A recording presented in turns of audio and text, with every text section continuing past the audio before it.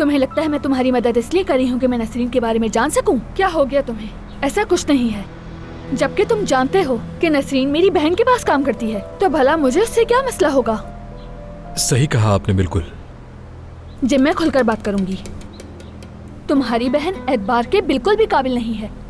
मेरा मतलब तुम यहाँ गुर्बत की जिंदगी गुजार रहे हो और वो लोग अपने साथ तुम्हारे बाबा के छोड़े हुए पैसे और एक कीमती नेकलेस लेकर आई। लगता है वो घर की सारी कीमती चीजें अपने साथ लेकर आ गईं। कौन सा नेकलेस? हाँ बिल्कुल, एक बहुत कीमती नेकलेस है उसके पास। कैसे किया ये तुमने? ये तो बहुत आसान था। मैंने कुछ दिन उस लड़की का पीछा किया तो पता चला वो एक साथ 2 आदमियों को बेवकूफ़ बना रही है। इसका मतलब वो लड़की उसके साथ सिर्फ पैसों की वजह से है।